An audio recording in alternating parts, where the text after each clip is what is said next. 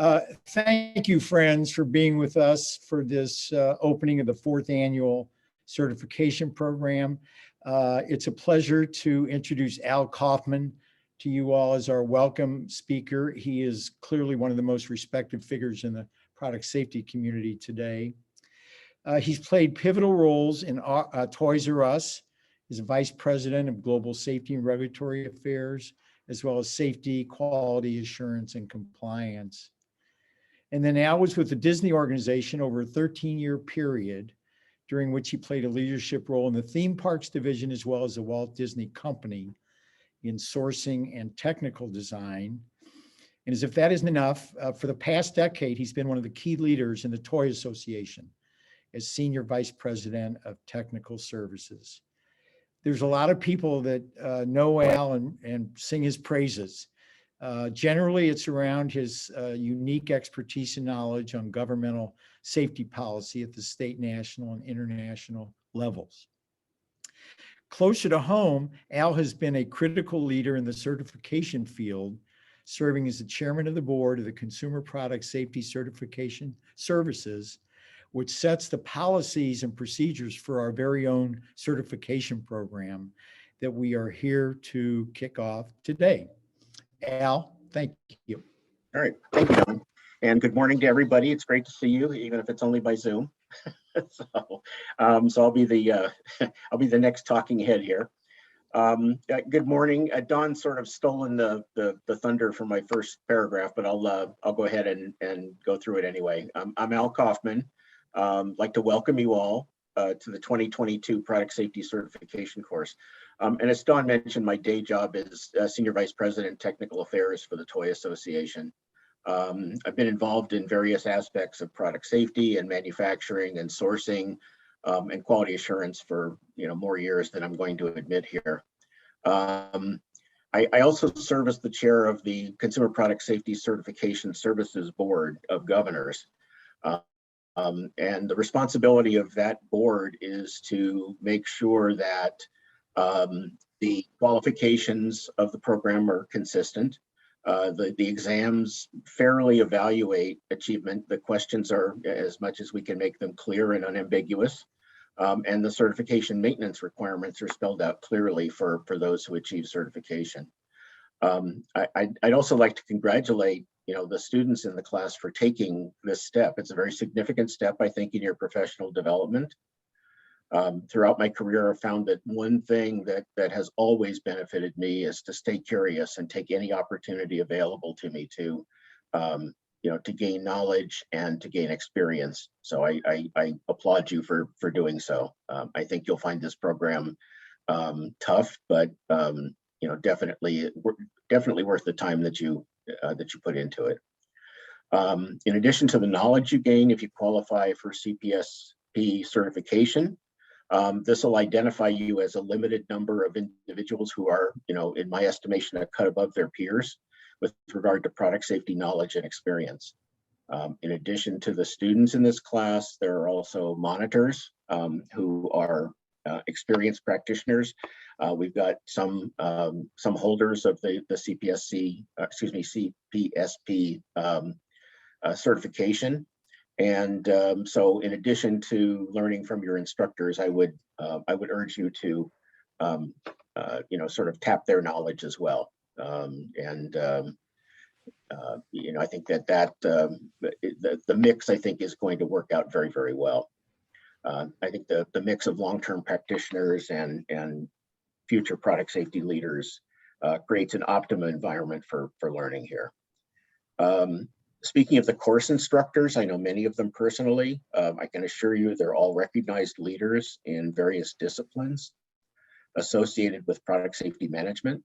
Among them are attorneys and risk assessment experts, innovators of new technologies that are changing the product safety world and the global economy.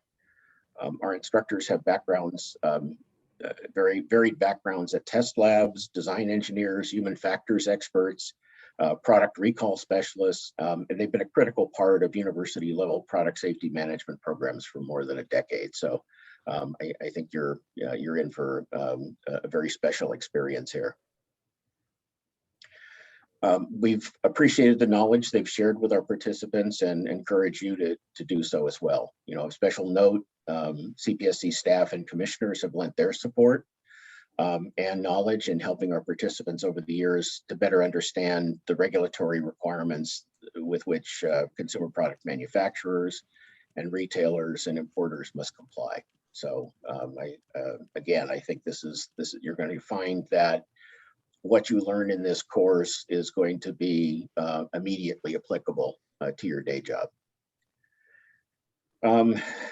Additionally, some thoughts on where product safety fits in today's environment. We're living in a time of transition and somewhat disruption. I think you've got a large number of baby boomers who are retiring or close to retirement.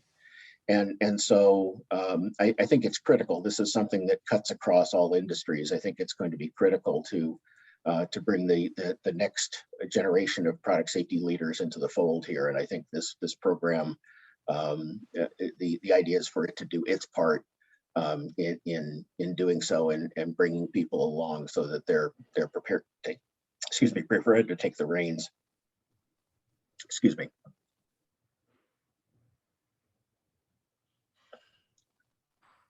And supply chain is at the center of sort of the political and economic upheaval that's taking place. It's been exacerbated by the ongoing effects of the pandemic. We're still feeling them. We're hopefully coming out of it, but we're still feeling the effects. And that's necessitated a rethink of sourcing strategies.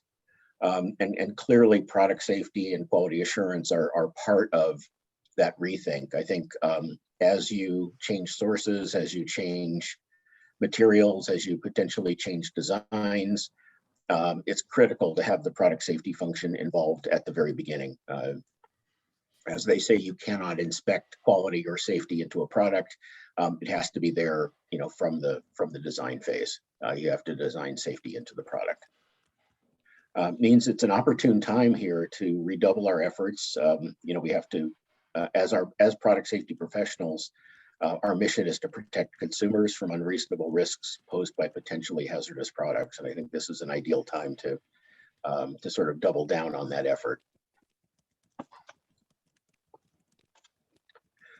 It's a time to invest in further development of product safety professionals at all levels, I think, which is a major goal of SPSP.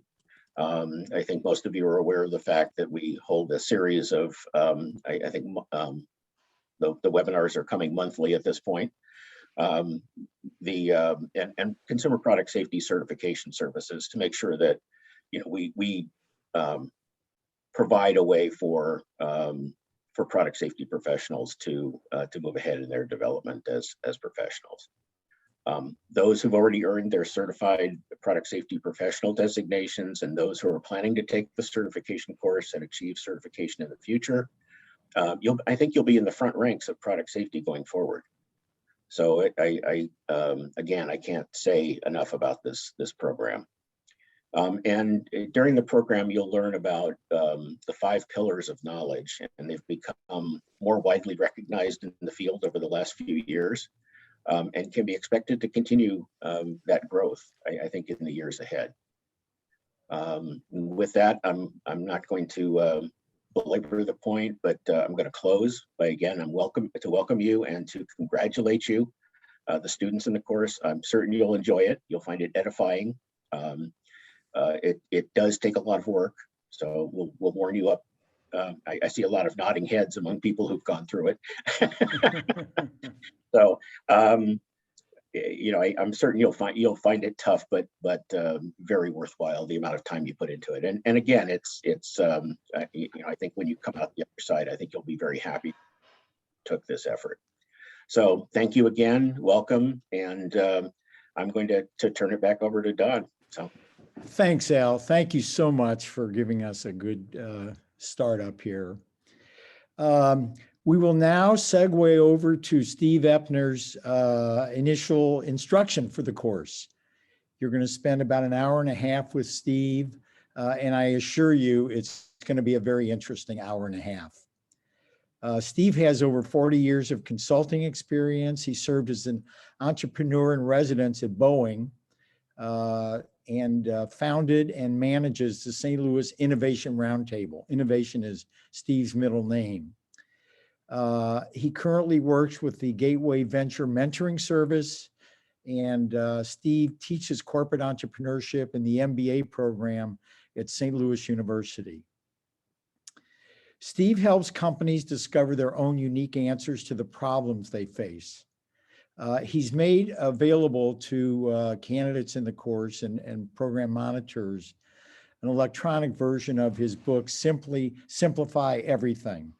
And that's Steve's way of saying, if you're going to be serious, you got to be serious and you got to get things done. And so with that, I'm going to turn it over to Steve, but I have to acknowledge also Steve has played a special role in the past decade of university level product safety management education. Steve is the one that helped us knock on the doors at St. Louis University to introduce our course, which flourished there for the past decade. And so Steve has a special role in our Hall of Fame. And as I said before, I think you'll enjoy the next hour and a half with him. And with that, I will turn it over to Steve. Well, thank you, Don. It's good to be here. I am a product safety specialist only in that I have spent, I guess, 11 years working with Don and traveling to meetings and listening to lectures. But that's not my background. I actually started out as a geek. I started computer programming at the Illinois Institute of Technology back in '65. And I will tell you, I can still hold a punch card up to the light and read the holes in it. Not much value today, but it is a unique skill that not many people have. What we're going to do today, this is going to be a very interactive session. I am going to call on each of you, if you don't raise your hands, to help out. You did get a copy of the slides in the mail. I am not going to be putting up PowerPoint slides. I hate death by PowerPoint. It drives me nuts.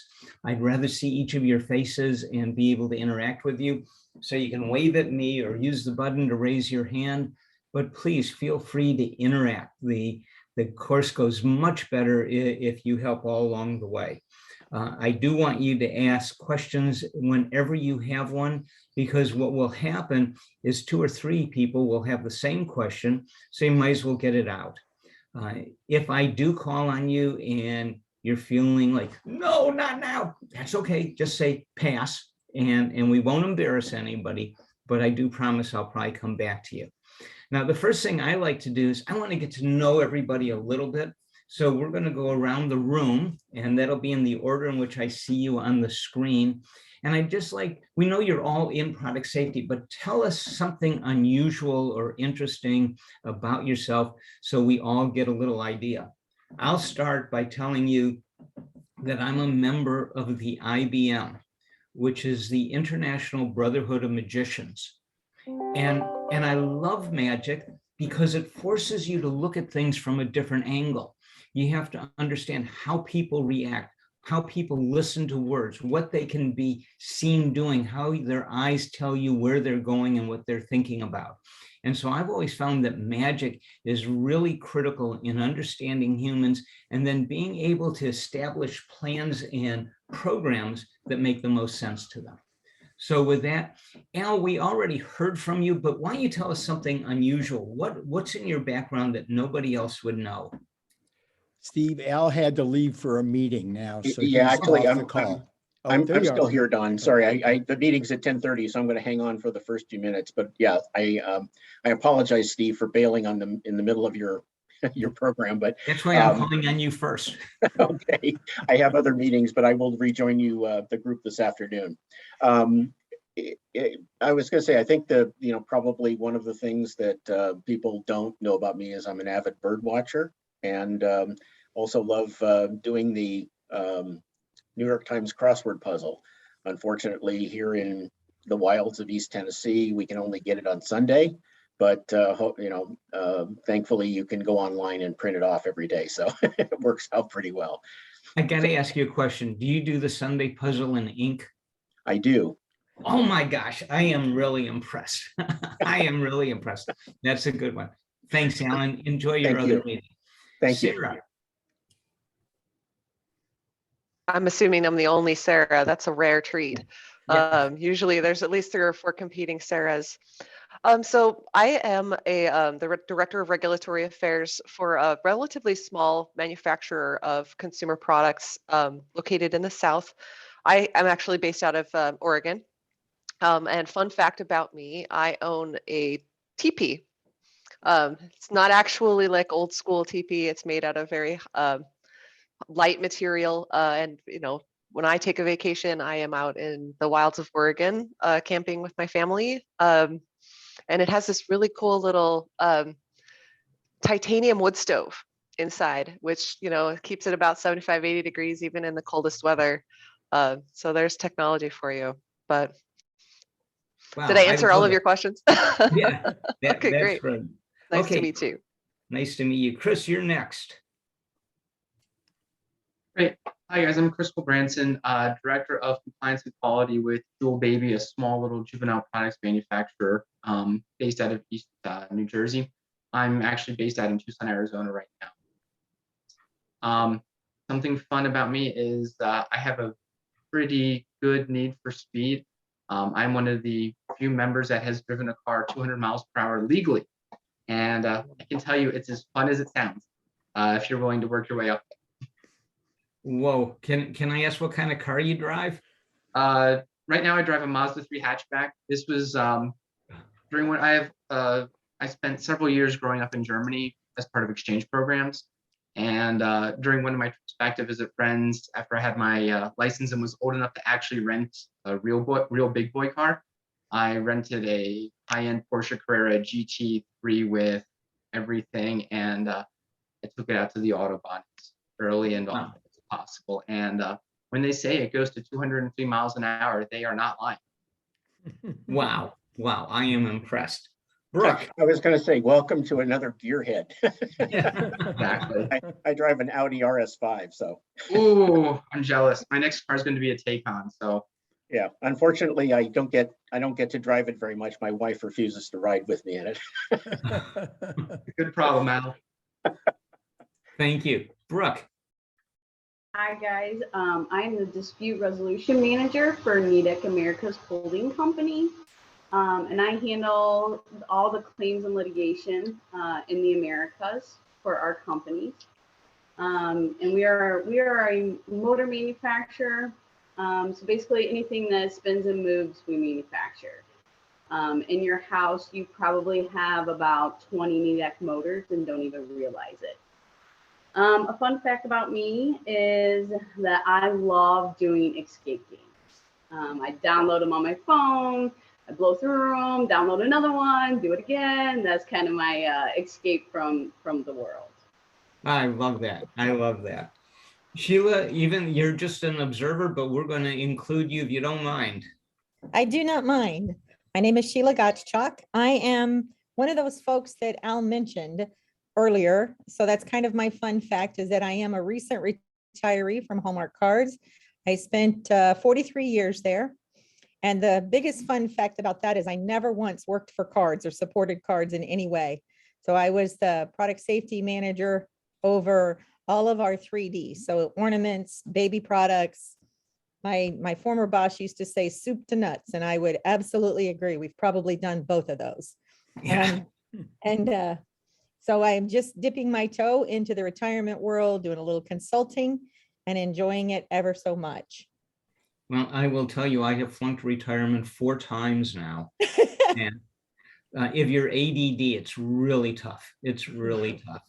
Well, my version of the tent is for our retirement. We did buy a camper. So my version is I plug it in and hook it up and I'm taken care of. That's Hey, it good. looks pretty good some days, like especially the super rainy ones. I'm like, well, they're in there watching TV, taking a hot shower. Okay, Don Mays. Whoop, I'm not hearing you, Don. Can you hear me now? Yes, I can. Okay, sorry. I guess I'm in very good company of people who have failed retirement. I retired from Samsung last October as their Chief Safety and Quality Officer, but immediately opened up my own consulting practice called Product Safety Insights. I'm also Vice President of SPSP under Sheila. I am Chairman of ASTM F15 on consumer products, and I'm a board member of Kids in Danger, which is a nonprofit organization dedicated to the children's product safety. One interesting fact about me is I also have a night job. My night job is that I decided to become a politician in the city of Stamford, where I live. I am an elected member of the Board of Representatives. So I actually made lawn signs and handed out pamphlets and knocked down 700 doors trying to get elected for some reason.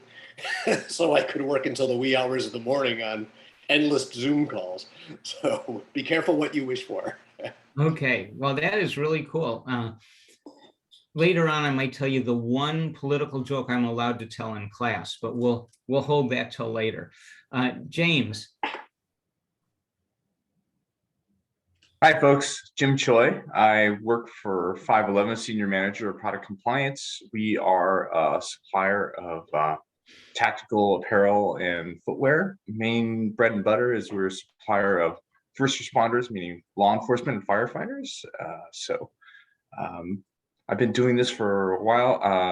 I used to be in surf and skate for Vans and PacSun before that, doing product safety, but I never really surfed or skate except in my youth when I was younger. Fun fact about me, I don't know about unusual, I like to call myself an aging hipster because I'm really into indie music. I listen to quite a bit of indie music, and sometimes I'm the guy that's in the club that seems to be a little bit too old to be inside the club sometimes, but it doesn't matter at this age. It doesn't matter. It's I really am I'm a big avid music fan, and I from all sorts of genres.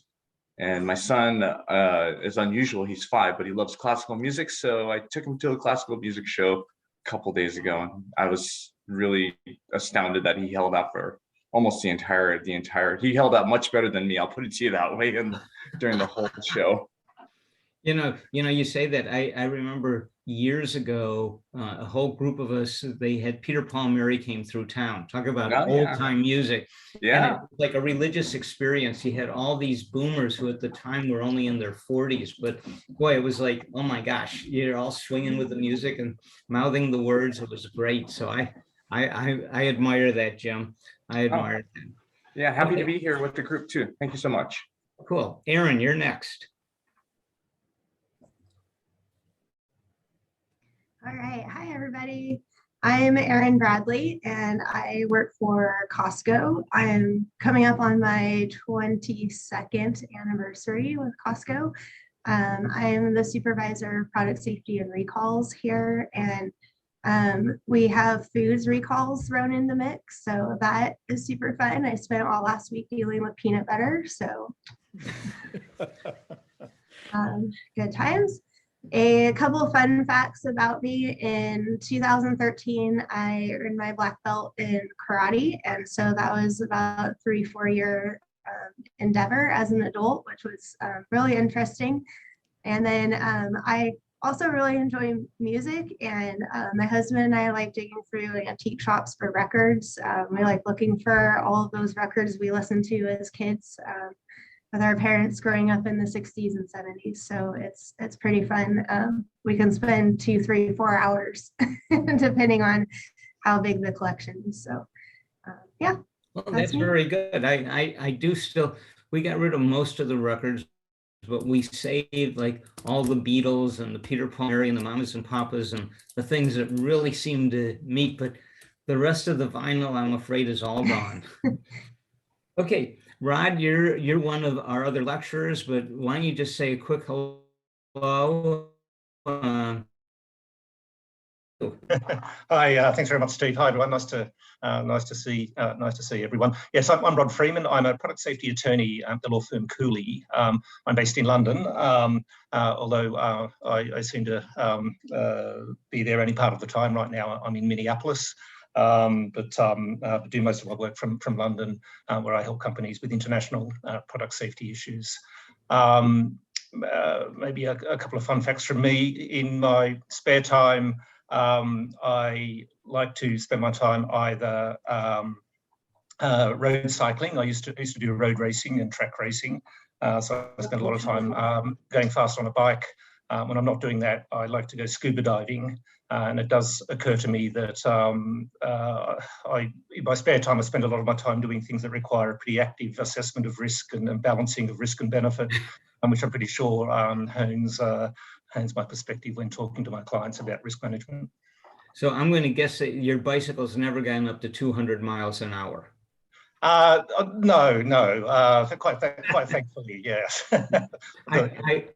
I would tell you, I did work in Croydon for a while, which was a little sleepy town. I haven't, for those of you who follow English history at all, I was there during decimalization. And it was really an interesting time because the cabbies wouldn't always take the new coins. So you had to make sure you had the old shillings and everything if you needed a cab, because they didn't like the new money. They wanted to stick with the old.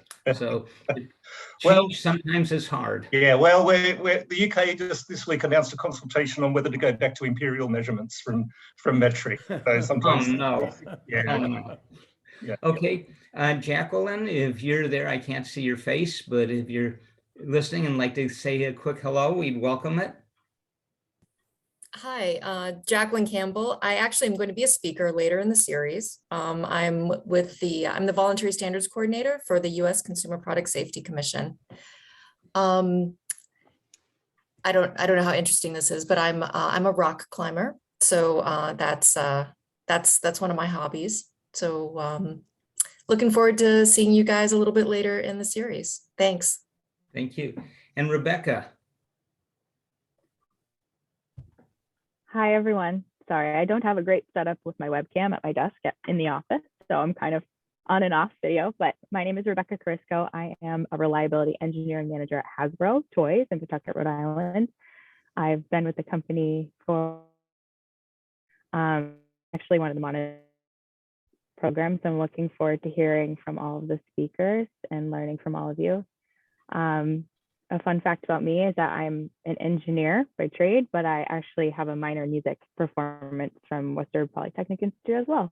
So, fun fact. Cool.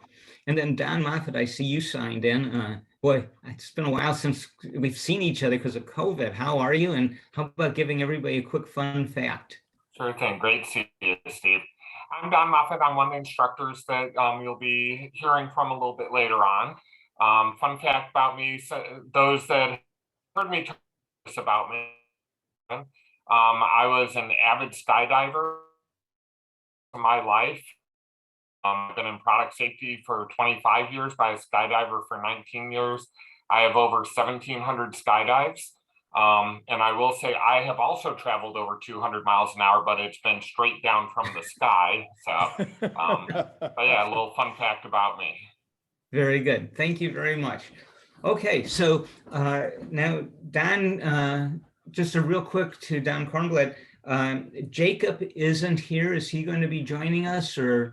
He will be, but I haven't heard from him about his absence for this session. Okay.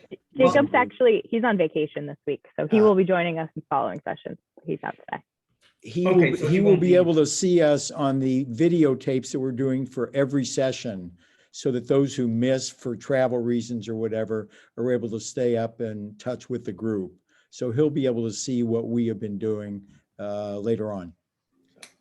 Okay. I'm going to take off now, folks. It was great to meet all of you and hear your stories, and look forward to talking with you as the course progresses. So take care, everyone. Thanks, Al. Thank you.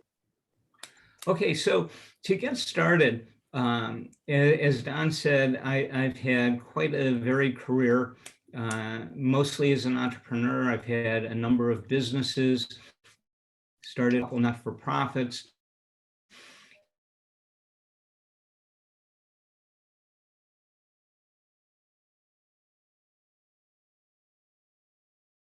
I didn't do a good diagnostic. I couldn't solve the problems. I ended up working on symptoms. So the first thing that I'd like to do today is sort of get some information and input from all of you to help do a diagnostic. So the question comes, why is product safety important? Now, one people can say is, well, it keeps me employed. And I guess that's a pretty good answer if that's where you're at. But what I'd like to know is, what are the keys? Why are you in it? Why is it important? And by the way, I get to challenge any of your answers. And I warned Don Mays that I was going to start with him since he's the consultant, he's been out there, and he's got the experience of the broad shoulders. So Don, why don't you try and help us get started? Why is product safety important, and how did you get into it?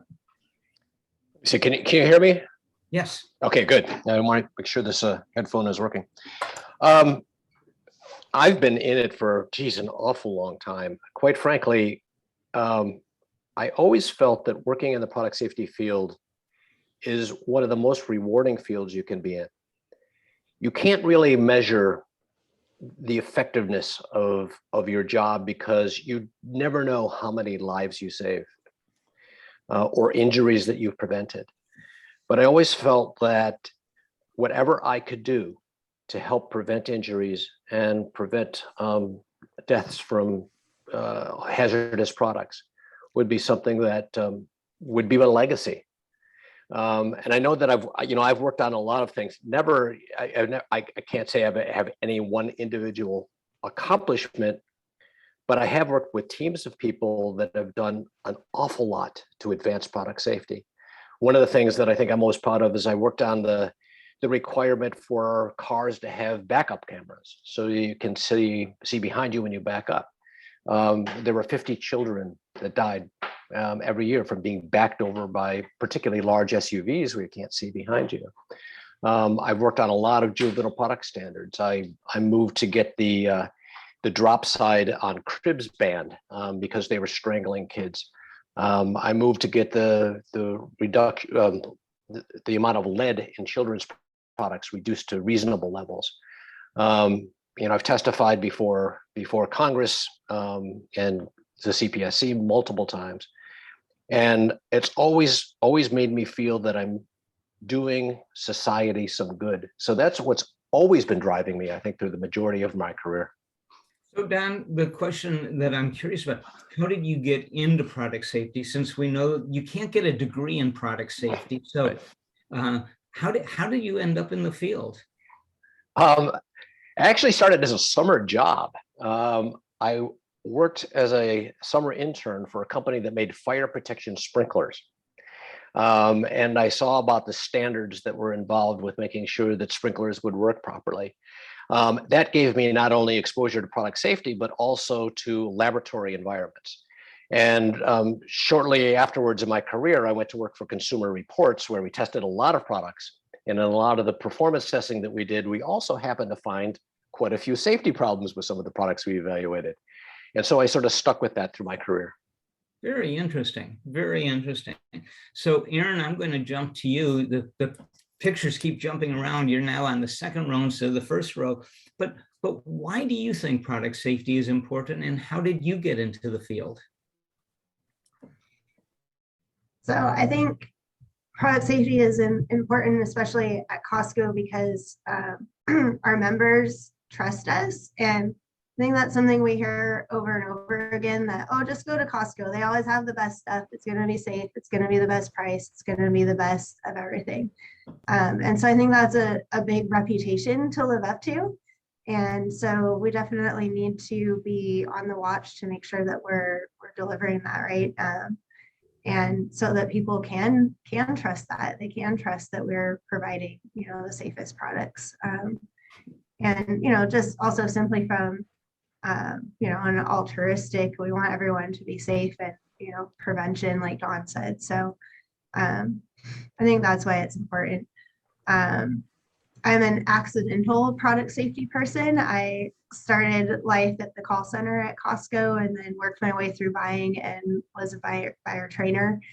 And then that gig kind of ended and I was looking for a new project, and we got a new VP and he said, hey, how about 10 years ago, you try to develop this program and see if you can get some technology around our kind of comment data and stuff like that. So it started as a project and now it's a whole kind of department. We have 3 people on my team, and we do everything from data analysis to making sure recalls get implemented correctly and then everything in between. So well, yeah. I think that's very important. And if I can, the one word you said that jumped out at me is doing a diagnostic is the word trust. And if there's anything that I think is important from a product standpoint, a product safety standpoint, it's that the consumer trust us. And I know there are a lot of people that say you don't need any rules or regulation, business will take care of you. We have not always earned that trust. So thank you, Aaron. I think that is a key point. How about Jim? As to what the other folks have said, I think that product safety is of paramount importance when consumers are out there and they're purchasing a product. They have certain expectations, and one of them is that it's not going to harm them. So I think it's really about creating products that are not going to create that are going to do no harm and be made to fulfill the purpose that the consumer is buying it. As to what Aaron had said, and what in the products that we make, the end users of our products, these are a lot of law enforcement and firefighters, and they need to trust that our products are going to perform when they're putting the gear on. So we put the utmost importance in that and the performance of the product. How I got into this field, similar, it was not planned. I started out long ago when I was in my youth. I was in pharmaceutical quality, and then I had relocated and I got a job in the music industry, audio product side, and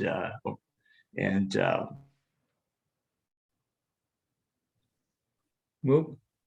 I think Jim just froze. Can everybody still hear me? Okay. Yes. So we'll wait till Jim realizes that nobody else is moving and he'll come back. While we wait for that, Chris, can I jump on to you for a second? Of course, not a problem, Steve. So I am your classic product safety is a failure field. I failed into it for a variety of reasons, but I actually went to school to be a German professor. And then life threw me a few curveballs, and that wasn't happening. But I originally used those German skills I have to work with a small testing company we might have heard of called Intertech as a video game tester. Initially, as one of the first jobs I started out of school. And while I started with language, they quickly moved me to the technical side. And then from the technical side, I started learning, developing test plans, everything else. Moved that into a career with SGS in the toy lab up in Fairfield.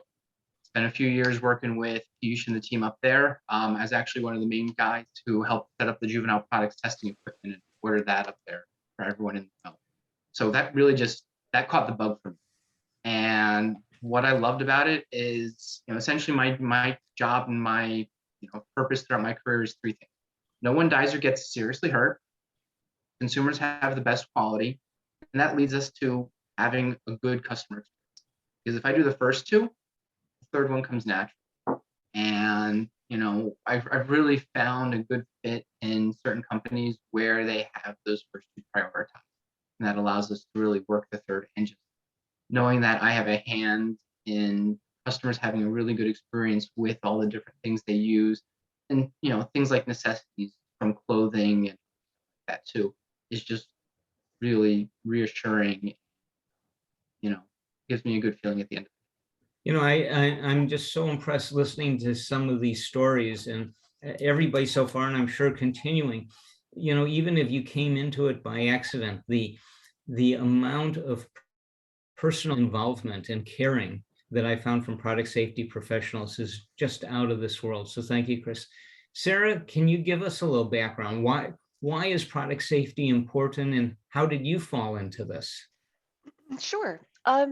So my background is in environmental studies. I've came into the workforce from the perspective of a liberal arts education, where we're talking a lot about Silent Spring, we're talking a lot about, you know, harm that was, you know, brought into the environment or into human health because people were simply unaware of the potential consequences of their decisions, and particularly in, you know, a capitalist environment, right? So walking into the workforce, I had kind of hoped that I would, you know, get one of those golden positions in, you know, fish and wildlife or something like that. For some reason, they're not hiring a lot.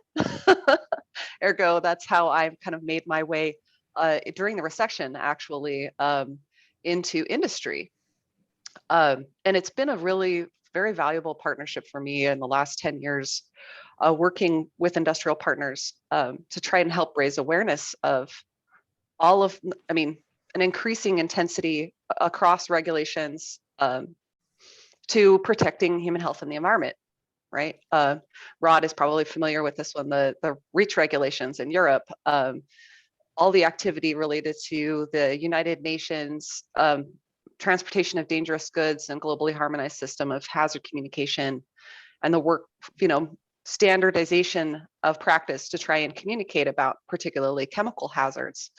For me, it's more of like, you know, that sense of belonging to a community of practitioners where we're all working towards trying to elevate the discussion, not just to, you know, esoteric, but actually bringing it forward to a worker, right? Not necessarily just a consumer. Although I would say that the consumer audience is certainly the most difficult to warn, right? Because you can't assume that they're even going to read your instructions, et cetera. I mean, they're like, you have to try and build in, like we were discussing earlier this morning, build in product safety and at the design phase to help control what we call unreasonable risk, right?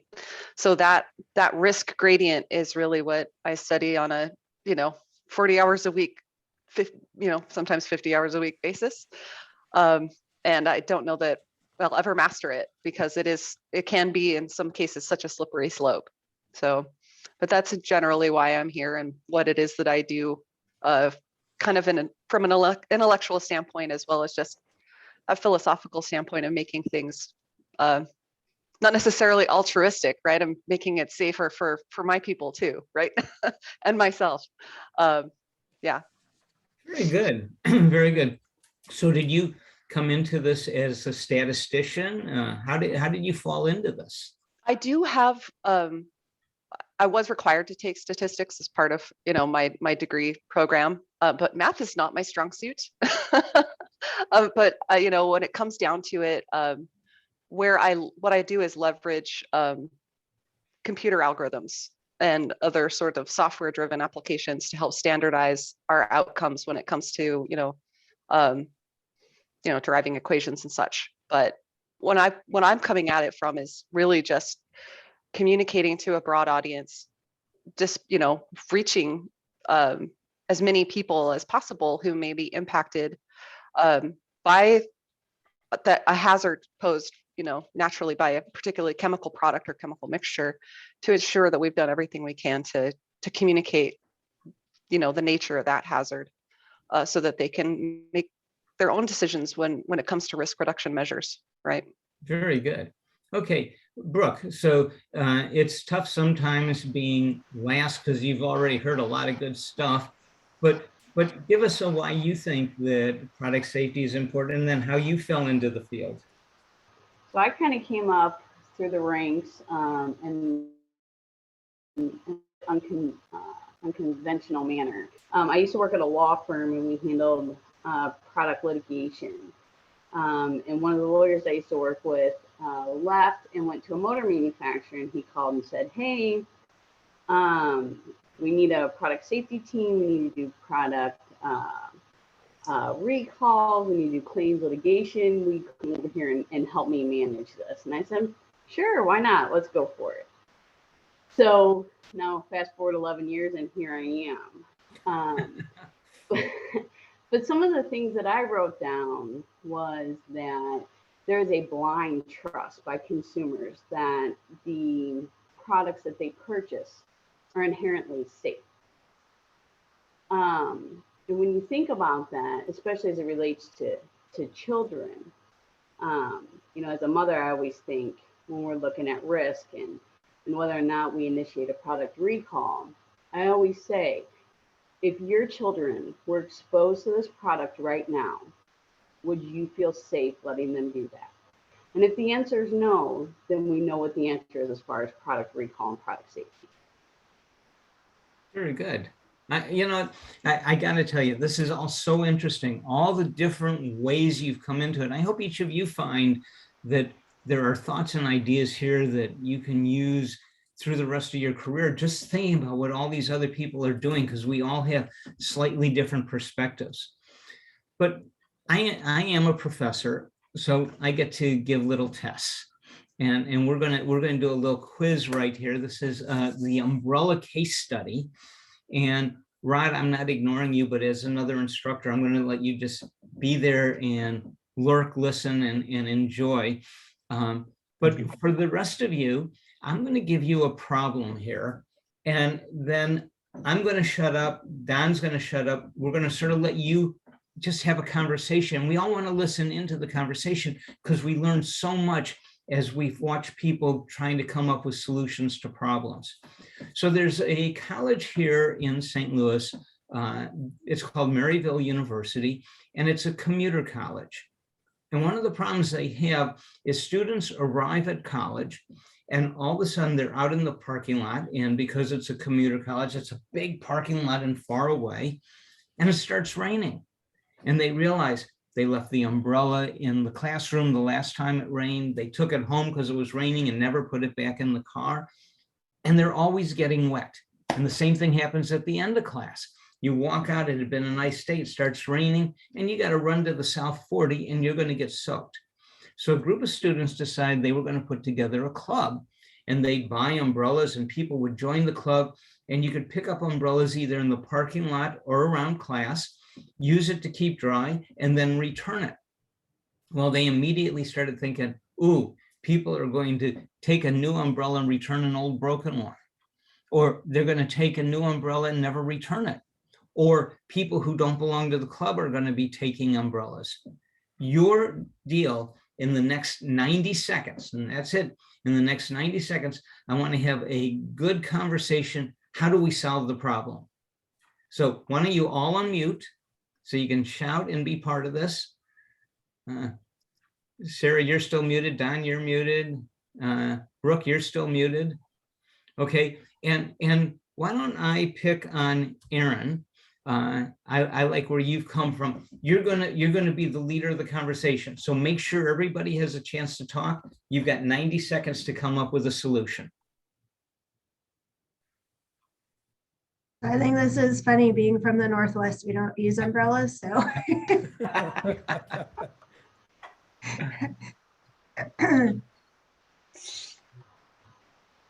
Okay, guys, what do you guys got? I'd say wear a raincoat. Yeah, there you go. I was going to say, make sure every umbrella is tagged with a QR code, and you have to have an app to, track it. So like they're locked into the lockers, you scan it, pop it out, go the tech route.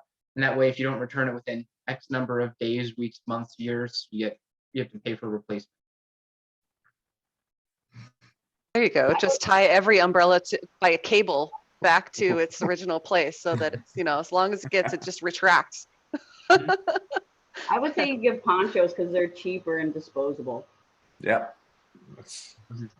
How about instead of umbrellas, have a shuttle service and then you just pay to use the shuttle service? That's a solution. I think might cost more. But... Or we could make some custom umbrellas with a really, really bright gaudy branding on them so that nobody wants to take them out of the workplace. But if they do, then you get the free advertising. Or to build on the shuttle service, if you add $1 extra per semester to the parking pass, shuttle service is paid for and free, and all of a sudden you have the free lunch paradox. People are more likely to use it. Or to piggyback on that, you could have people, put a deposit down to get the umbrella out of some kind of a dispenser. I don't know, have some kind of system. Yeah, I don't know. That would be awesome. And then, yeah, then they're under lock and key. They put a deposit in, monetary or some sorts, and then when they return it, they get it back. Oh, yeah. kind of like all these. Incentive. Okay, you've used your 90 seconds. So here are a couple of things that are really important in these kinds of problems. First of all, Brooke, I got to just give you a round of applause. I have been doing this example for about 12 years now. We've had easily close to 1,500, 2,000 students go through this. And in all of that time, only 3, you're now number 4, have come up with the idea of the poncho. Yay! And here's the important thing. When we get a problem, and I start out the description as umbrellas, most people then say, okay, put on my blinders, work on umbrellas. But what happens is then we can only take care of that one potential opportunity that may not be the prime one. So what I like people to do is step back. What is the real problem we were trying to solve? Brooke, you said it. What's the problem?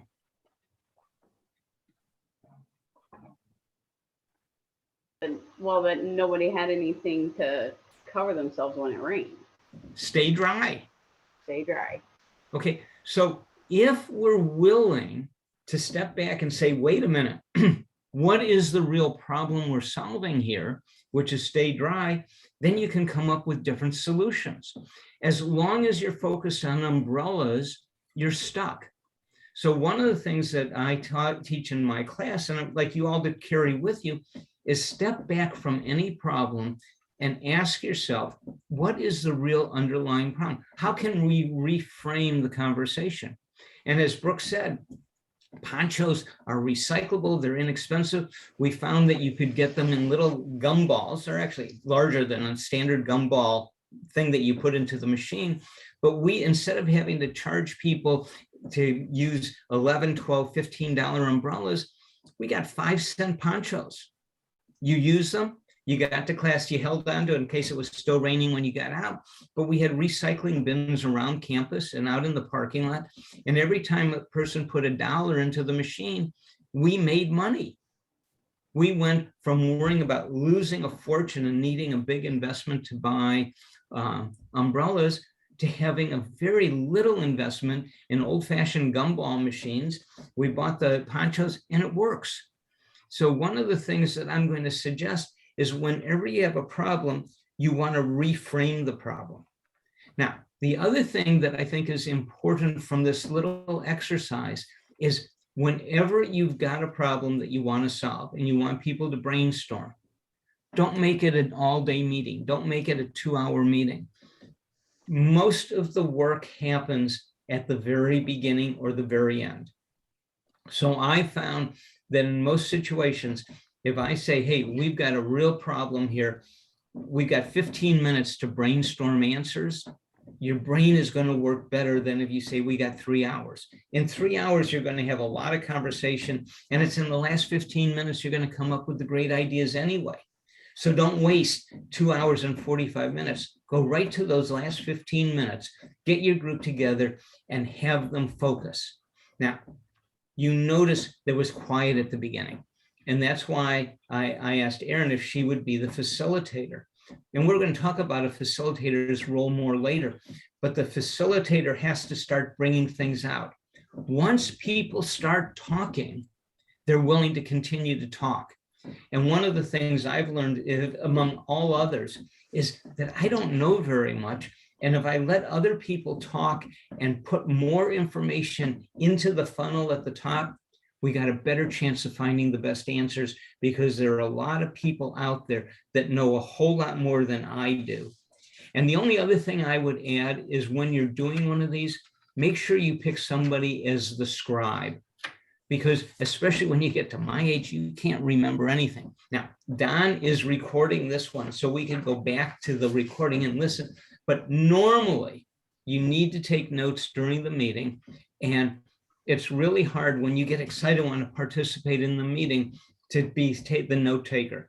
So unless you're recording the meeting, make sure you have a scribe and have somebody besides the facilitator watching the clock. Because if you tell people the time's getting shorter, the brains just seem to work better and better and better. So let's go back to doing the diagnostic, and we can use reframing as part of this. Why do we think it's difficult to sell product safety up the line internally? Now, I know everybody from a standpoint is going to say, no, our company really understands this and it's easy. But I've also going to all these meetings and listening to Don for years. I know this isn't easy. So what are the problems? Now, I gave you some that I've heard over the years, and you can amplify them or change them, but it adds expense, it delays product launches, and it complicates production. Those are three simple ones that I've heard over and over. What else is out there? And to mix it up, Chris, maybe I'll start with you this time. Great.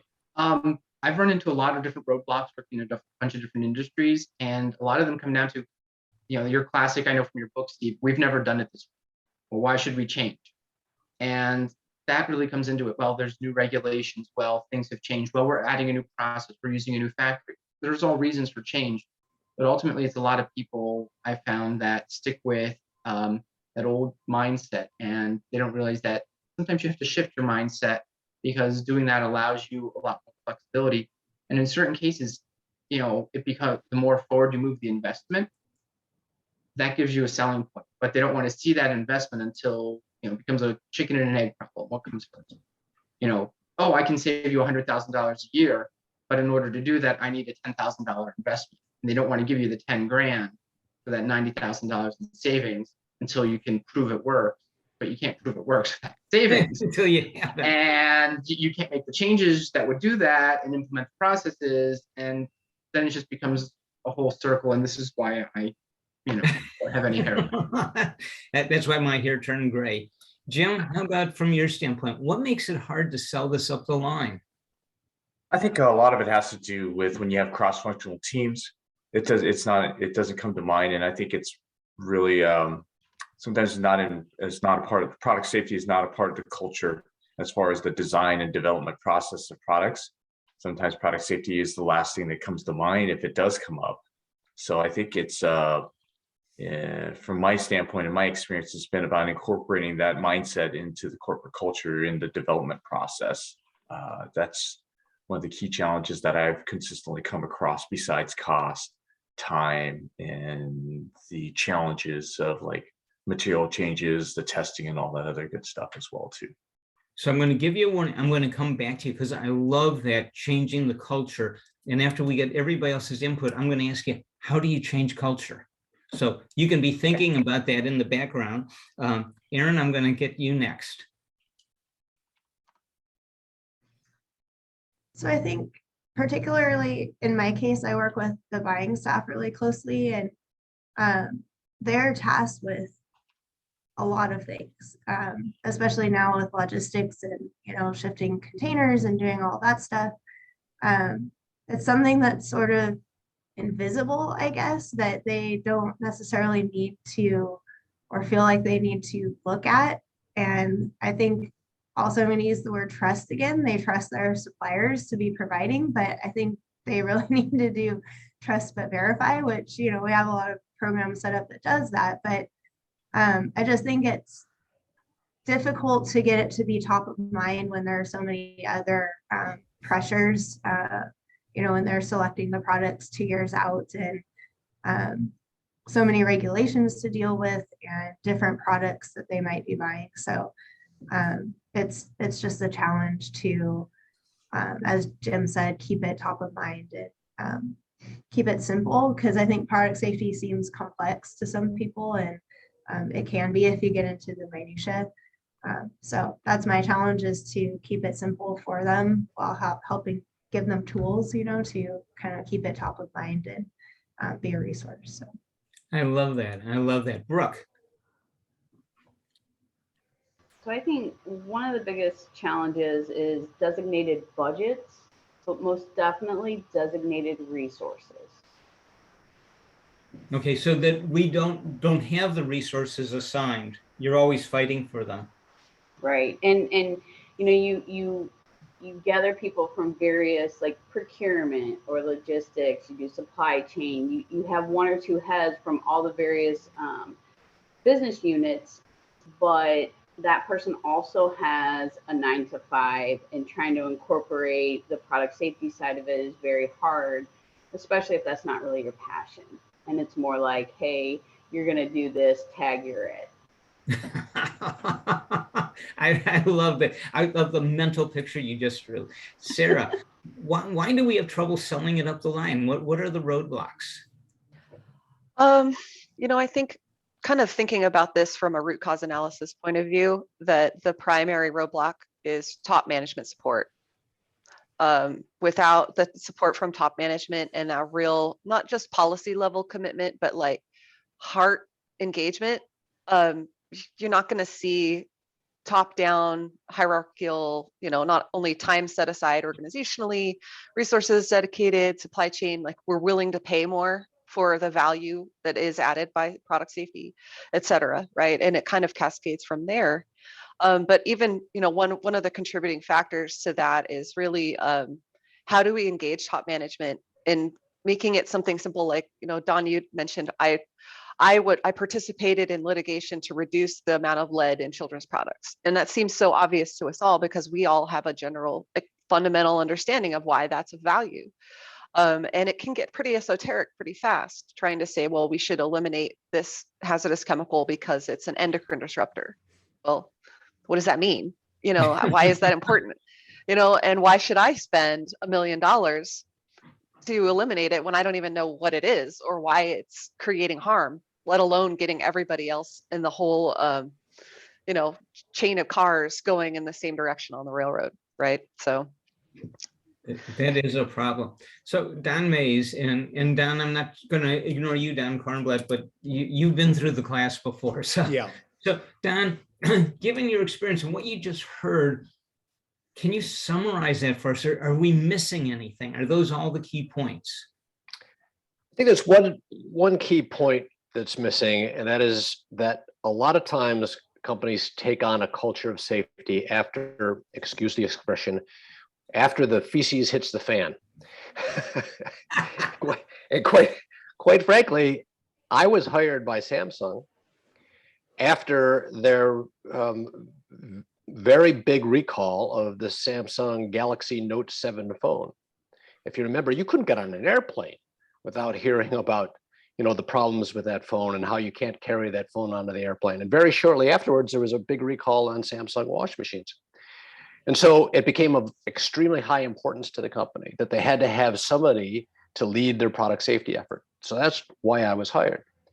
The unfortunate thing is that the better that you do your job, the less you get noticed. And then it starts when budget time comes along. They start to wonder, well, why do we really need this team in this company that's costing us so much money and we can't really see what they're doing? Because it's so hard to actually measure the effectiveness of a product safety program. It's only measured when something really goes wrong. So that culture of safety is something that I think has to come from the top of the organization, but I also think from the bottom of the organization, you have to continue to sell yourself. A good colleague of mine who runs the McDonald's product safety program says that she uses every opportunity when she gets on an elevator with an executive to talk about what she's doing in product safety to help them understand the importance of her role. And I think that that's very important going forward. Good. So Jim, I promise us coming back to you. And Don mentioned culture a couple times in that. How can we change the culture in the organization? What can we do as product safety professionals to make that happen? Well, to what Don Mays had said earlier, it's really about getting you've got to get the buy-in from senior executive leadership. That's one of the challenges, is getting that buy-in. What I've seen that's actually been very successful in my past lives is that having product safety roll up under a team outside of design or development or operations. For example, for me, our team reports up into legal. So you prevent the fox watching the hen house situation in that particular case, where in my past positions, my role was rolled up under operations or with design. And with that, there came pressures for production deadlines and work in progress calendars, lead times and such. You fall under those pressures as well too. So I've seen that being in legal with 511 has really made a big change as far as like how the role of product safety is emphasized quite a bit more. I think when team members hear something from legal that we need that we need to incorporate this testing, or we need to find new materials to source because we need to avoid any kind of legal complications, that's actually been very successful in getting the buy-in from the outside team members when it's from legal. But if the situation is where you remain in operations, yeah, it's really important that you've got to be a strong advocate for preventing situations of putting the company at risk. And and also just not taking the approach. You got to understand. I've come to realize that even with designers, product development folks, and product folks, the product safety is not what first comes to mind, because I think there's this presumption that, oh, I've got this great supplier, and it's just automatically assumed that the materials are going to comply. You tell them what phthalates are. You got to make sure you test for phthalates. What are, like what Sarah had said before, what is this? What does it matter, right? So I think that's one of the things I would say if you read the book, which is Simplify Everything, because I believe that most people aren't interested in all of the technology. Matter of fact, when I'm teaching students, and MBA students always have to do presentations, and one of the problems is most of them just want to show up and throw up. And they always get a laugh out of that statement, but the reality is they want to tell you all that they know. And at the end of the day, the executives want to know what's the bottom line. So Jim, it might be you won't get sued. You won't kill more children. Exactly. I think that one of the things we all have to do is we have to keep making things simpler and simpler, because when you start talking about the chemicals and some of the things that are in the products or what might go wrong, or, I could go back. I love Consumer Reports, by the way. It's one of the few magazines we got as a subscription when we first got married, 53 years ago. We still have it, although I do it online now. The magazine doesn't get read very often, but you want the simple. What do we need? What is the product that's going to work best and is going to be safe? That's it. You don't have to explain to me all the details. But I think, just as a quick recap here, trust is a big one. We're not part of the culture. And so in reframing the question is, how do we become part of the culture?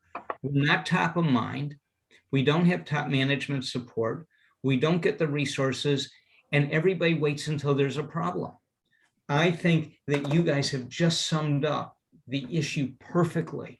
And so now, if we've reframed the question, and it's no longer what happened before, we've always done it this way. We're looking at product people who are saying, just don't ruin my life. Help us out, do whatever you want to do, but don't ruin my day-to-day process. Now we have a good frame to look at. The question is, and we're not going to come up with the answers today, but these are the things you have to think about. How do we solve this? How do we go ahead and make a difference?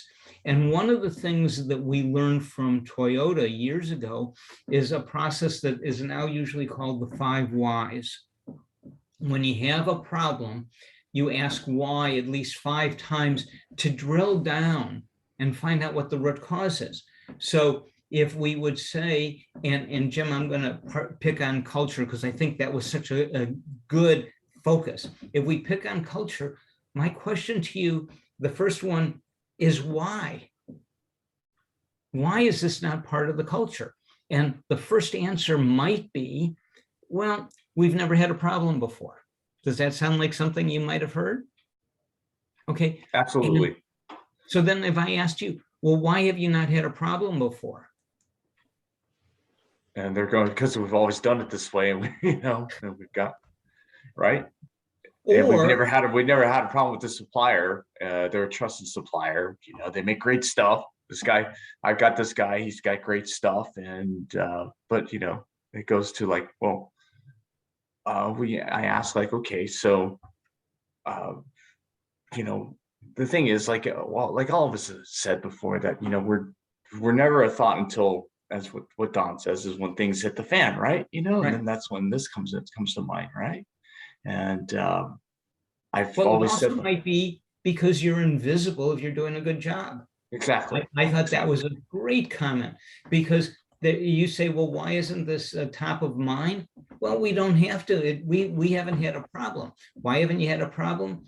Well, if you get down to the bottom, it's because your product safety professionals have covered your back end and made sure you don't have problems. And I think as we drill down by asking why over and over again, we finally can get to the point of, yes, we need, as product safety professionals, to do a better job of telling people how successful we've been. I think that's where it misses. People don't understand that you have saved how many lives by getting lead out of a product? How many kids have not had their mental capabilities destroyed? I don't think we brag enough. And if we reframe the question, if we understand why we have such a problem, it's because we are invisible, because we do a good job. So and I'm not saying that's the only problem, the only issue, but it's something I think you should think about, because I think if you get into it, it will help you. Now, when you are doing this and you're going to be doing interviews, okay, one of the things is to get information. Don't just listen. And listening is a tough skill. I mean, somebody once said, we have 2 ears and 1 mouth. We should use them in that proportion. Although, especially when you get around professors, we don't always follow that own advice. But the fact of the matter is, you also have 2 eyes. And sometimes as we are interviewing and understanding what all the issues are out there, we miss things because we just don't see them. My favorite example is when you see somebody who's got a walker, and I happen to be in a generation where there are a lot of walkers coming into be. What is the one thing you see on a walker that didn't come with it? Anybody?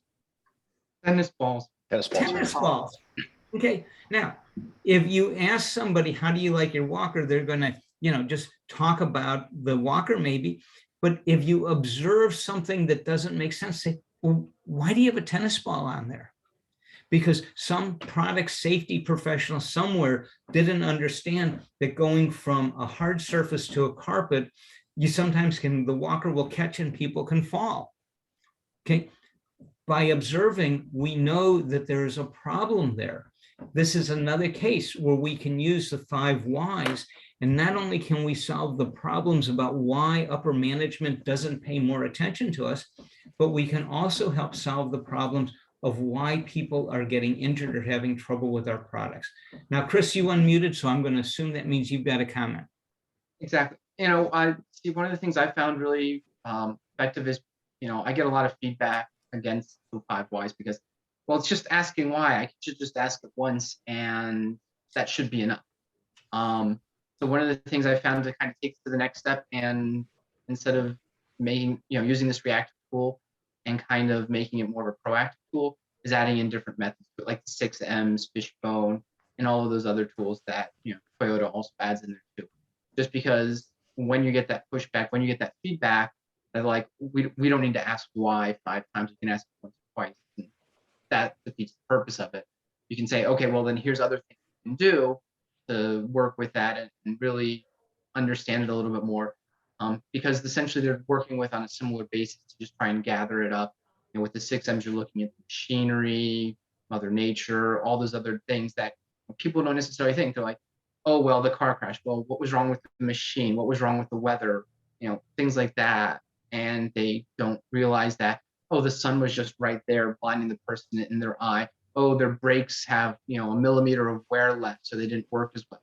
So it's, there's multiple facets to it that come in, and I've found that very helpful, especially in organizations that are a little bit more resistant to change, because that helps codify it down with context. Very good. And at Boeing, we call that root cause analysis. I think that's very important. Brooke, it looked like you were sort of waving your hand or saying, got some input here? No, but I do want to make one comment on the observation side. One of the things that I've experienced, especially during a product safety issue, potentially facing a product recall, is when you have individuals in a room, and I have found that the ones that kind of stand back, they're a little bit quieter, that really don't say a whole lot in like those big type meetings, are the ones that generally have the most information, and those are the people that you need to get to real quick. Right. And I think in those meetings, you find people become defensive. Mm-hmm. And then the people who work for the boss who's being defensive are afraid to speak up. Okay. And Don Mays, you're nodding your head. A little bit to add to this? Yeah, and there's actually a cultural issue. The Asian culture in particular, nobody wants to speak up if your boss is in the room. The boss has speaking rights, and you only speak when you're spoken to.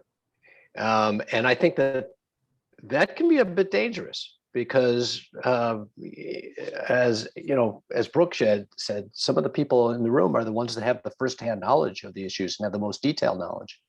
And bringing that information to the table sometimes is important for decision making. Right. And this is a little out of order of the program, but I don't care about order. I'm ADD. I go here, there, the other word. This is why I say in the book, and I'll say here, is often the newest employee is your best and least expensive consultant. And if you ask them, what did you see that doesn't seem right? What did you see that looks stupid? What did you see that we do that is very difficult? They will lead you to opportunities, but you've only got about 4 weeks. After 4 weeks, they become part of the problem, right? They learn how you do things. They learn what the rules are, who they can talk to, who they can't talk to. During those first 4 weeks, you have an opportunity to get information like you wouldn't believe, because they don't know how you've always done it, right? Absolutely. Okay, Yeah. Aaron, you're busily taking notes, so I almost hate to interrupt you, but does this sound like it would work with you?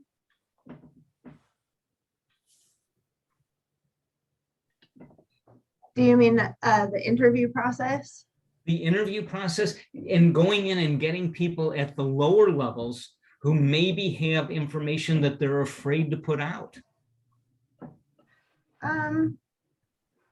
Yeah, I guess I don't necessarily think that's a problem that we have. I feel like everyone generally has a voice when we're dealing with these issues, and I think that's something I'm cognizant of if I'm running a meeting. Say we're discussing an item that had an incident and we might need to report to CPSC, or maybe even do a recall, and make sure to get all the groups together, and then I lead that discussion so that everyone is able to talk.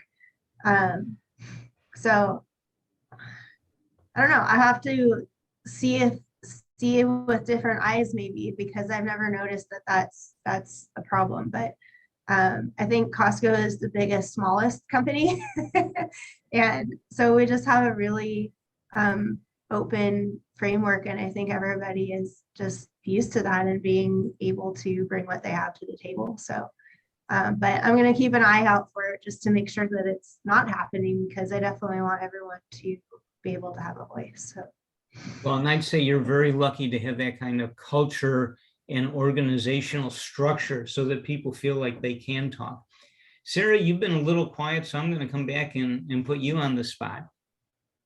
Oh, I've just been thinking very carefully about everything that you all have said. And, as much as we're talking about trying to elevate the message of like risk to the business, there's also the elevating the message of risk itself. Sometimes people just don't see or hear the risk or understand the risk as it is. And, they say in particular, well, this is the way we've always done things. It's like, well, what you're doing is rehearsing for failure, right? It's just a rehearsal where, the risk is inherent in the behavior. And this is that risk. And then you can, try and come up with, again, coming back to statistics or some kind of a likelihood of its occurrence, but really talking about the consequences of it should it occur.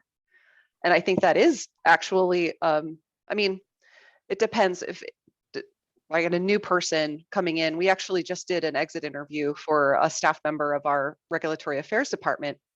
And the one thing that they had to say about me was, well, gee, if they could just put it in only one email. I'm like, really? That's the best you got? Great. Come at it and try to really be plain. But I think that understanding risk sometimes is a higher level thing, or a practice that takes several years to really fully grasp. I don't know that I grasp it, for one, or that, I'd probably need several PhDs to really understand it. But speaking about the risk and the consequences, right? Really just the consequences of focusing on that rather than the probability seems to have an impact. Well, and I think that's right. And one of the things, I'm going to quickly share my screen here. You all got a handout on personality and personality styles. And I think this is very important because one of the pieces of secret sauce, if you will, that I use in terms of understanding what's going on in an organization is understanding the personalities. And I look at, this came from a guy named Adizes, Adizes, who wrote a book called Corporate Life Cycles. I'm not even sure it's still in print. I've been using this probably for 30 years now. And I thought this made so much sense because we have to deal with human beings. Now, we need people of every kind, and most of us have multiple personality types, but we have integrators, entrepreneurs, administrators, and producers. The people on the left side of the chart are more interested in process, while the people on the right side of the chart are more interested in output. The people on the left side of the chart are usually very slow to make decisions. The people on the right side of the chart sometimes shoot before they aim. The people on the left side of the chart are very low in risk tolerance. The people on the right side of the chart, hey, if I need to do something to get the product out the door, bam, let's try it. Now, the people at the top are unstructured. The people on the bottom are very structured and like to make sure all the I's are dotted and the T's are crossed. The people on the top are more long-term oriented, while the people at the bottom are more short-term oriented. And following this first picture in the handout that you have, there are 2 pages of description of what these various people do, how to recognize them. So hopefully you all have that handout handy. And I'd like you to just take 30 seconds right now and quickly come up with who you are. Now, there's a primary, secondary, tertiary. We all have bits and pieces of all 4, but what is your primary today? And by the way, primary can change based on experience and what you do, and the primary can change based on how long you've been in a position and as you grow and mature in various jobs. So this isn't a test where you can be right or wrong, but the question is, where do you think you fall? Okay, so take about 30 seconds, and I'd really like to get some feedback. And we'll do this very quickly.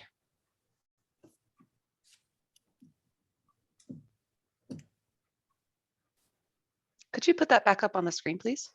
Okay. Thank you. Yeah. So I gotta go here. I gotta go here. And I gotta hit share.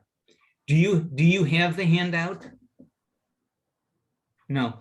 Don sent the handouts, a few days ago. He resent them, so everybody should have them. If you don't have it, this actually goes down. There are 2 full pages of information. For example, the producers, they always like to be in early. They want to make sure everything's getting done. If you want to drive a producer nuts, all you do is show up for work 2 minutes before they do. And then for the next month, they're going to come in 15 minutes earlier because they don't want that to ever happen again. If you want to drive an administrator nuts, all you do, they come in exactly on time, leave exactly on time, but their desk is neat. If you take one pencil on their desk and turn it 5 degrees to the left, they will spend the next month worrying about who came into their office and what did they do. Now, the integrators, they show up about when everybody else shows up, and they leave about when everybody else leaves. And it's hard to drive them crazy unless you know about something that's going on in the organization that they don't know. And then if you say something like, did you hear what's happening between Jim and John? And if they don't know that, that's going to upset them, and they're going to go digging. And sometimes they'll actually solve problems for you by doing that. Now, the entrepreneurs are the hardest ones. You never know when they're going to show up. They show up when they want to. They're as likely to show up on Christmas Day as they are on a Monday morning. Their office is an archaeological dig for the whole history of the company. And they swear they can find any piece of paper in there, but they can't. And the only way that you can drive them crazy is by telling them, we don't have time or room for any new ideas. And they will just go nuts. But anyway, so just can I take this down now? Because I'd like to see you rather than the picture. Tell me just very quickly, Chris, what do you think you are? I'm right now a really hybrid between a producer and an administrator. Good. Don, where are you? Probably closer to producer. Very good. Sarah, where are you? Integrator, 100%. Yeah. Jim, where are you? You're muted, Jim. I'm sorry. I'm an administrator for sure. Administrator. Brooke, where are you? I'm kind of between a producer and an entrepreneur. Okay. And Aaron, where are you? I think I'm an administrator leaning towards integrator, somewhere in the middle. Okay, so we have a mix here that's actually very good and very common. Now, the next question is, what is your boss? Think about this. What is your boss?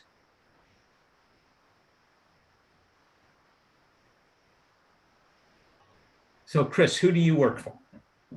I work for an entrepreneur. Hands down, he started his own company 4 or 5 years ago. He's still running crazy with everything. Okay, good. Well, Don, your boss is whoever your current client is, correct? Well, my wife, actually. Okay, I do understand that. And what is she? Is she a capital? She's an administrator, no question. She makes sure everything's done. Aaron, what's your boss look like? My immediate boss is probably more producer, but my ultimate boss, my VP, and Don knows this person, so he, I would say, is a producer, but leaning towards entrepreneur. And yeah, it's a challenge between he and I. I like lots of words. He likes not very many words. So right. It's always fun. It's always fun. Brooke. Definitely an administrator. Okay, Jim. And my boss as well as an administrator. Okay, and Sarah? I would say an integrator as well. He's the Senior VP of Governance and Human Capital, so he better know everything that's happening on every level between everyone. And if he doesn't, well, then he's going to be making some phone calls. Yeah. Okay, so now this is really important. If you look at the last page of the handout, and again, if you didn't get the handout down, we'll send it to you. The last page says, if we understand who we're working for, who we're meeting with, how do we deal with them best? So, for example, if I'm going into a meeting with a producer, they want to know what's the bottom line. They don't care how I got there. They just want to know, what do you suggest we do? But if I'm meeting with an administrator, they want to know, what was the process I used? They want to make sure that I dotted the I's, crossed the T's, and followed all of the corporate procedures that are necessary. If I'm meeting with an integrator, they want to have time to talk about how people feel, what's going on in the organization, who's doing what. And if I want to meet with an entrepreneur, they want to be excited. They want to know, how is this going to take the company into the future? Now, the problem is we can't segregate our meetings so we have only one kind of person coming to them. So just a little hint of what I do. If I have got a big presentation and we have to make a decision, and there may be 2 or 3 alternatives, in advance of the meeting, I will go meet with the administrators. And I'll say, look, Joe's going to be in the meeting. He's president of the company. He's only going to give us 10 minutes. But here, I wanted to go over with you how I got to these 2 or 3 final opportunities. Now they're happy. On the day of the meeting, I invite the integrators to come in about 10 minutes early, and I have donuts, okay? And they can sit and have a donut, and we can chat and be friendly. But when the producer and or the entrepreneur walk in, I'm ready to go right to the bottom line, tell them why we need to do this and what's exciting. Now everybody can join the conversation, or in some cases, we'll have the entrepreneur or the producer say, here's what we have to do. And most people will go along with it, but I've at least satisfied all of the people I need to have in the meeting so nobody feels they've been left out or I've ignored what's important to them. So this little handout I find to be so critical when I'm working with companies. And this is one of those things. Don May, I think I lost Don, but for Don, He'll be back. He had to leave for a minute. Okay, for a guy like Don, this is what I use when I go into companies, when I'm doing consulting, and I quickly identify what are the personality types that I'm dealing with, and that helps me just be so successful. And I would say to each of you, use these personality types, identify the people you have to deal with, internal and external to your organization, understand how they want to be dealt with, and use that to your advantage. And I think you will find that getting things done becomes easier and easier. Okay, real quickly, I want to move on. When you deal with people, and again, I keep coming back to people because that beats the statistics and the engineering and all the science. There are 4 emotions that I think drive a lot of decisions and a lot of conversations. And these are E, F, G, and H. Ego, fear, greed, and hope. Now, greed is finance, but I'd already used an F, so I had to come up with something close to finance. I picked greed. It's not a negative here. But you have to understand what drives people. One of the things in our conversation earlier where we were diagnosing problems is there seemed to be an issue around budgets, okay? That's the finance, that's the greed. People are worried, where are we going to put our money? Will we have enough money? Am I going to show the right quarterly results? Well, if you understand that's the emotion that drives somebody, then that's the emotion that you appeal to. And you maybe have to look at, hey, do you understand the cost of one product recall? And you try and work into this fear that they have of greed, and it will work. Some people are just afraid of reputation. That's fear. Use that. Use that. Hey, we may be invisible because we keep your reputation up.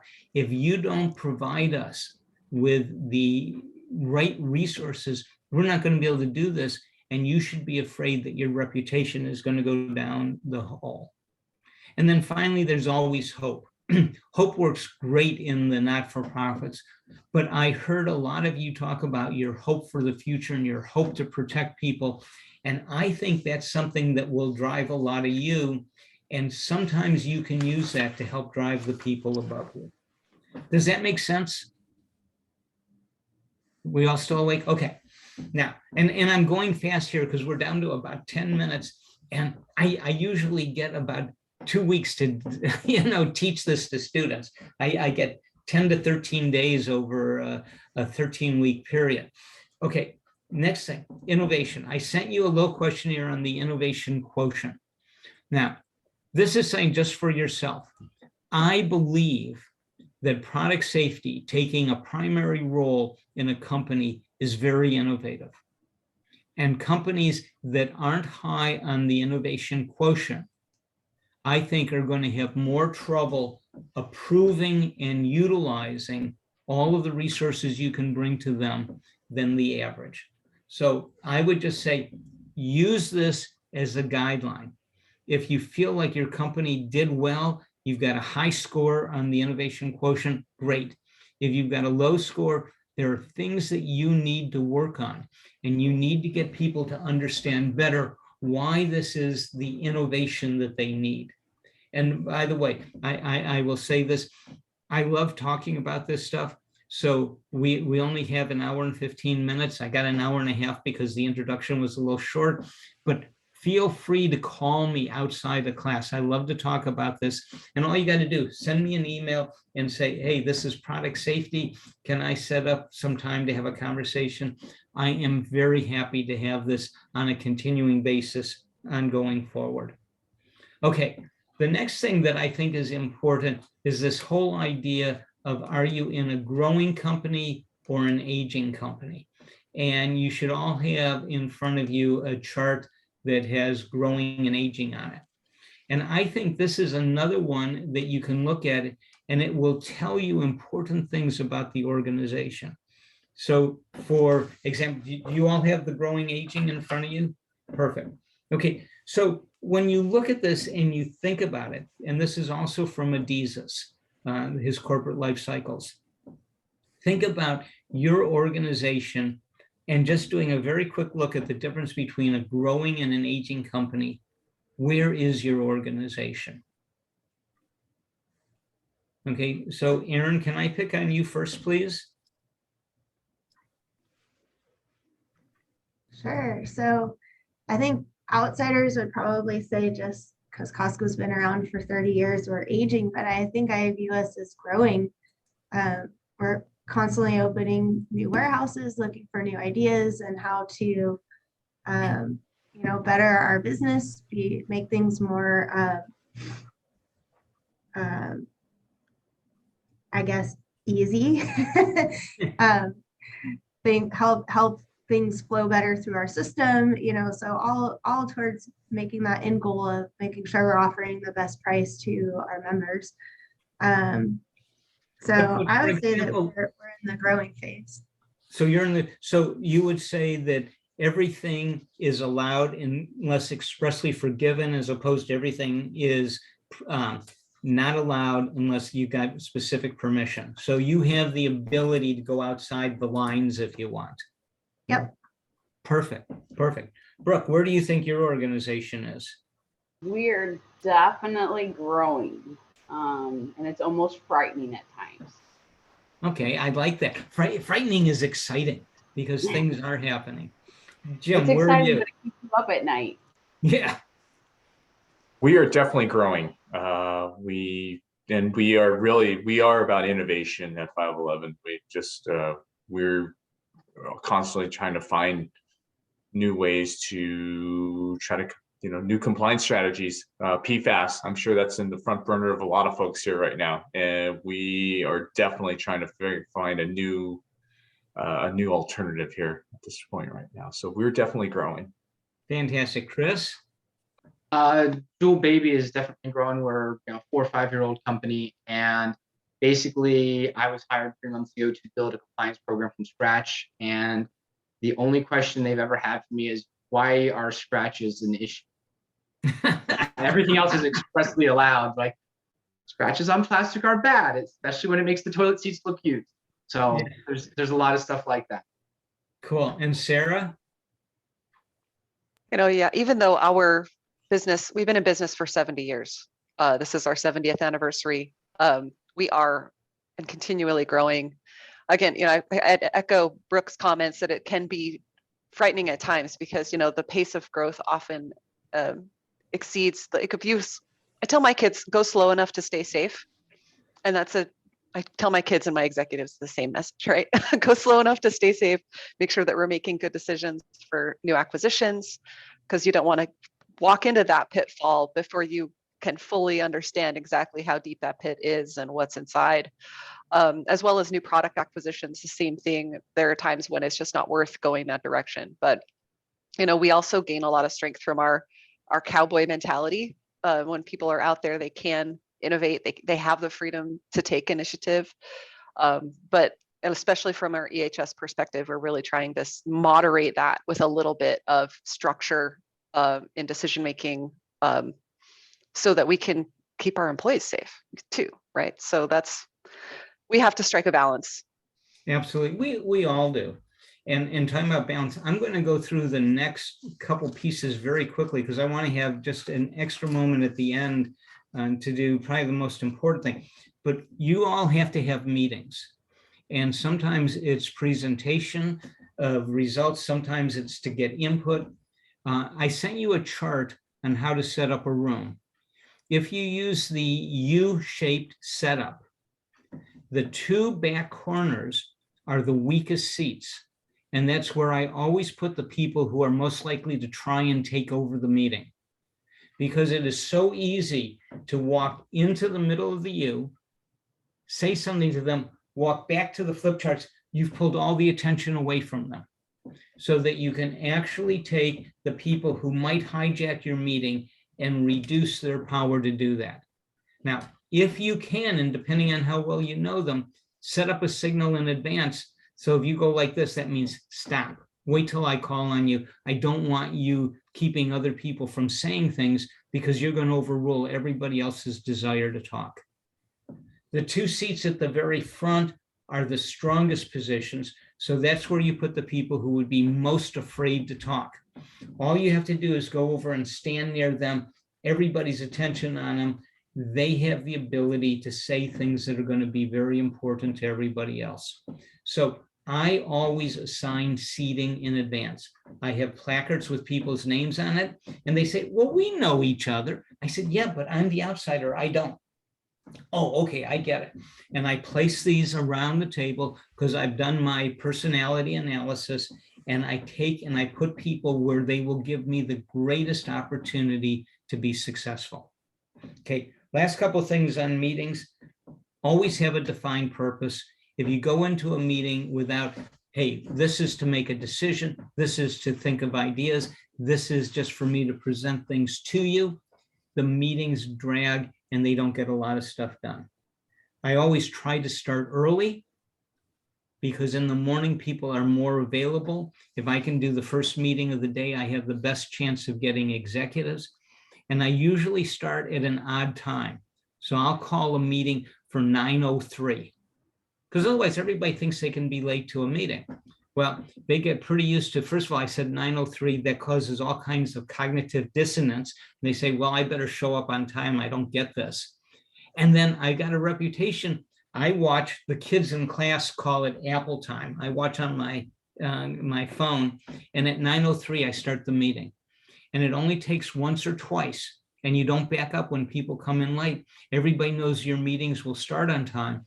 And then when the meeting is done, it's done. I don't stretch it out to a half hour, an hour, whatever it's supposed to be. If we get it done in 6 minutes, it's done. People appreciate that because you let them get back to doing what's really important. Okay, you got some secrets on the handout. I got one question for you that I think is really important. Most classes give you all this information and then boom, what do you do? So I'm going to start, and Chris, why don't I start with you this time? How are you going to take any of this information back and apply it to your business? What are you going to do with it? What I really like the whole idea of the growing versus Asian companies. And my goal for that is I'm dealing with a relatively young organization as we start going out into retail markets and expanding our retail footprint also internationally into different global places, is really going to understand how do we kind of tamper the hardest parts of working with very entrepreneurial leadership set right now and saying, okay, this growing is good, here's how we set it up, and kind of use the other administrative, producer, and other mindsets so that we're not creating our own problems later that we would spend more time fixing. I'm a big believer in the 1 to 100,000 rule. So right now with a lot of our processes, we're at the 1 to the 10 stage. It's going to be a whole lot easier to fix this than it would be 2 or 3 years down the road when we're shipping to your Targets, Walmarts, and everywhere else. And I like how a lot of this stuff is defined and laid out, so that we're not going to be, so that we can keep it, you know, short and succinct, and very, very much, we'll say, a lean teamwork. By the way, if you read the book, a lot of people think KISS means keep it simple, stupid. There's nothing stupid about KISS. So I've redefined it as keep it short and simple. And that works. Jim. Actually, that was one of my favorite takeaways from the book, actually. Okay, that's cool. Okay, wait a minute. Sarah's got to jump off. So Sarah, I'm going to jump to you first. What can you do? How can you take this back home? What can you do with it? Well, if anything, I think giving everyone in the organization an opportunity to look at themselves and behaviors through kind of an architecture helps them, you know, to facilitate that reflection. And at the moment that they have the opportunity to reflect, it becomes less about their individual behaviors and more about, well, how do I fit within that system? How can I make contributions given my strengths and potential, you know, rather than weaknesses, you can say opportunities. Where are my opportunities to partner with others who have compatible strengths to help deliver on the total product safety mission, right? And always elevating that mission. Okay. Every Jim. time you step in an elevator. Every time in the elevator, I like that. Yeah. Jim, See Everett. What can you do with this? Oh, definitely. I think just like you said, to keep it simple with the other stakeholders that are involved. I'm a big proponent of like meetings, keeping the meetings, starting the meetings on time and ending on time. And if it ends, like you said, if it ends early, it ends early. I don't know. Sometimes I've been in meetings where people have a tendency to want to keep talking if you know, even though everything that needs to be discussed has been discussed, and I don't know, some folks feel the need to continue to extend the meeting and discussions until the actual scheduled end time. I'm a big fan of just ending the meeting early if we've talked about everything that we need to talk about, and that's how I've always approached this. Fantastic. Aaron? So I think what I want to take is just increasing my observational skills. And I think sometimes I like what you said about looking and seeing. Like, I feel like I'm pretty good at listening, but not always seeing the full picture, and noticing sometimes the minutia of what the implication of the tennis ball means on the the walker. I like that analogy. And then also just using my authority a little bit more. Sometimes I tend to just sit back and let the higher ranking person in the room take over. And so I just learned a lesson last week that I'm still trying to digest. And so it's just echoing that I have the ability to use my authority and you know, bring that more to the table. So very good. Brooke. So I think that people make or break a culture, and especially product safety. So I think, you know, coming out of COVID, I think that I'm starting to realize that I'm faced with some unique opportunities for growth on my part when dealing with people in the organization. You know, COVID, we had a lot of people that retired, that left. We had a lot of new people start. They're coming from different backgrounds. And it's almost like we're a baby company starting all over again. And so I think that, you know, when dealing with people, trying to get them on board, trying to get them engaged, you know, understanding where they fit and where they're coming from. I think this chart is going to help me tremendously. So thank you. You're welcome. And then I've kept you about 5 minutes over time, which I'll apologize for, but this has been very intriguing to me. I've learned a lot from each of you. Hopefully you've got things that you can take home, and I'm going to turn it over to Don and let him have the last words. And where do we go from here? Thanks, Steve. Appreciated. Class, I warned you about this guy. I said you're in for a treat. Did I not say that?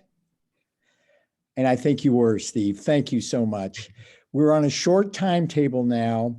We are going to leave this site, this URL, and we're going over to another site for the 11 o'clock Central Time session with Michael Stanley. You have that link in your calendar.